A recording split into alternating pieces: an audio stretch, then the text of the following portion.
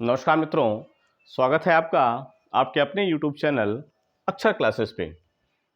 मित्रों, हम लोग शब्द रचना को समझ रहे थे और पिछले वीडियो में हम लोगों ने जाना था कि शब्द को रचना या बनावट के आधार पर कितने भागों में बांटा जा सकता है।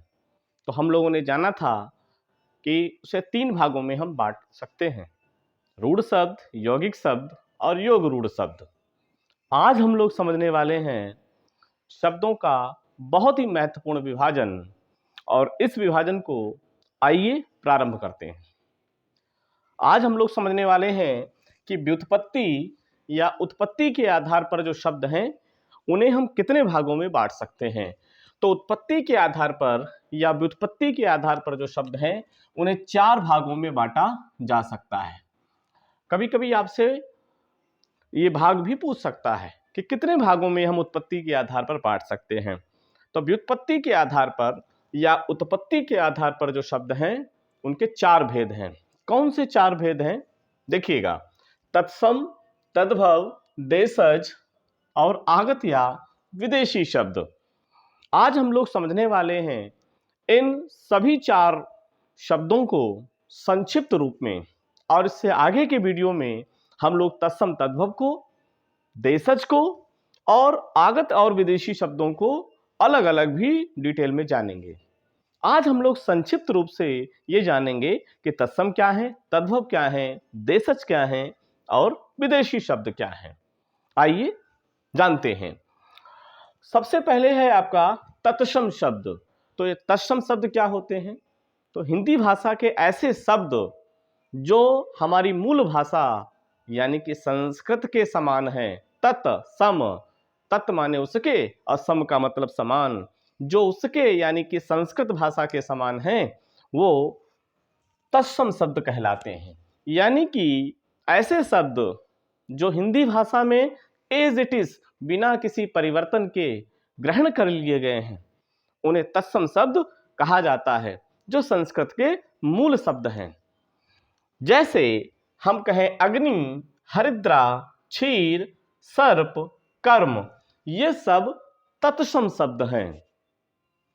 इसके बाद आते हैं तद्भव शब्द। ये तद्भव शब्द क्या हैं आपके? तो जो तत्सम शब्द हैं, कालांतर में इनमें जो विकार पैदा हो गया और विकृत होकर के जो नए शब्द निर्मित हुए, उन नए शब्दों को कहा जाता है तद्भव शब्द। तत्, भव, तत् माने उससे और भव का मतलब जो विकृत हो गए।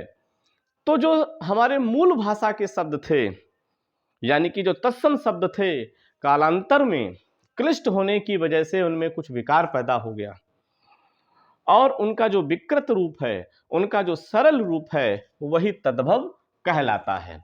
जैसे हम देखते हैं कि अग्नि का आग हो गया, हरिद्रा का हल्दी हो गया, क्षीर का खीर, सर्प का सांप और कर्म का काम हो गया। तो ये जो शब्द हैं आपके, ये तत्सम से ही क्या है? उत्पन्न शब्द हैं। तत्सम के ही क्या है? आपके विकृत शब्द हैं।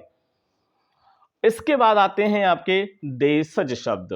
तो देशज का मतलब है देश, देश में ही जो उत्पन्न हुए।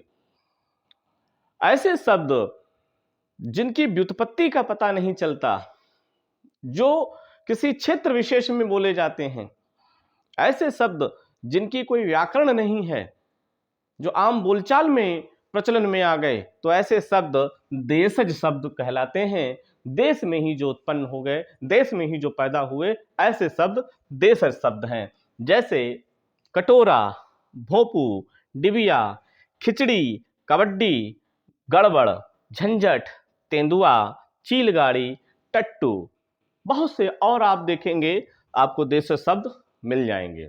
आगे हम लोग डिटेल में भी समझेंगे कि कौन कौन से महत्वपूर्ण आपके देशज शब्द हैं।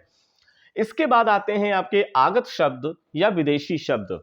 तो हम लोग जानते हैं कि हमारा जो देश है वो विविधताओं का देश है, और यहाँ से जो लोग थे वो विदेशों में गए और विदेशों से यहाँ पर लोग आए जिन्होंने शासन भी किया।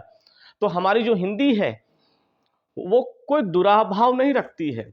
ऐसी भाषा है जिसने सभी भाषाओं को अपने में ऐसे ग्रहण कर लिया है कि ये पता ही नहीं चलता कि ये हिंदी भाषा का शब्द है या किसी विदेशी भाषा का शब्द है।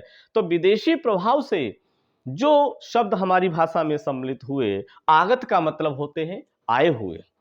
तो ऐसे शब्द जो विदेशी भाषा के शब्द हैं, जो अरबी के शब्द हैं, जो फ्रेंच के शब्द हैं, जो अंग्रेजी के शब्द हैं, जो जापानी भाषा के शब्द हैं, जो पुर्तगाली भाषा के शब्द हैं, वो आपके विदेशी भाषा के शब्द कहलाते हैं।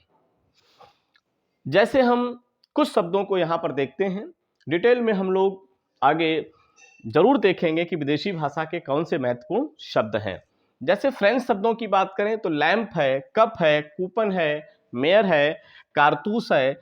तो ये आपके कुछ मुख्य फ्रेंच शब्द हैं। इसी तरीके से अरबी भाषा के आप शब्द देखेंगे तो अरबी भाषा के शब्द हैं जैसे आदमी, औरत, किताब, शराब, कानून, फारसी। इसी तरीके से फारसी भाषा के जो शब्द हैं वो कौन कौन से हैं? गुलाब, चश्मा, पलंग, शादी, दिल। तो ये फारसी भाषा के शब्द हैं। तो ये शब्द जब आप देखते हैं तो आपको ऐसा लगेगा कि ये शब्द किसी दूसरी भाषा के शब्द हैं, हमारी खुद की हिंदी भाषा के शब्द नहीं है। यहाँ तक कि जो हिंदी शब्द है वो खुद जो है फारसी भाषा का शब्द है। तुर्की की भाषा के शब्दों की अगर बात करें तो कौन कौन से मुख्य शब्द हैं? जैसे तोप है, कैंची है, बीवी है। इसी तरीके से पुर्तगाली भाषा के आपको बहुत से शब्द मिलेंगे जैसे अचार है, कमीज है, तंबाकू है, संतरा है। तो ये सब आपके विदेशी प्रभाव से आने वाले शब्द हैं जो हमारी भाषा में ऐसे घुल मिल गए हैं कि जान ही नहीं पड़ता है कि ये किसी और भाषा के शब्द हैं। ये हमारी हिंदी भाषा की अपनी महत्वपूर्ण विशेषता भी है। तो व्युत्पत्ति के आधार पर जो शब्द हैं वो 4 प्रकार के हैं। कौन कौन से? तत्सम, तद्भव, देशज और विदेशी भाषा के शब्द। आज के वीडियो में हम लोग बस इतना ही जानेंगे। संक्षिप्त परिचय आज हम लोगों ने जाना। अगले वीडियो में हम लोग जानने वाले हैं कि तत्सम, तद्भव शब्द क्या हैं और उनको डिटेल में हम समझने वाले हैं। इसी तरीके से देशज शब्दों को हम लोग जानने वाले हैं और विदेशी भाषा के जो शब्द हैं उनको हम कैसे याद रख सकते हैं, तो ट्रिक से हम लोग समझने वाले हैं। आज का वीडियो आपको कैसा लगा? एक लाइक, कमेंट, शेयर जरूर कर दीजिएगा। आज के वीडियो के लिए अपने दोस्तों तक ज़्यादा से ज़्यादा इस वीडियो को शेयर भी कीजिएगा और अगर नए हैं वीडियो पर तो सब्सक्राइब भी कर लीजिएगा। धन्यवाद।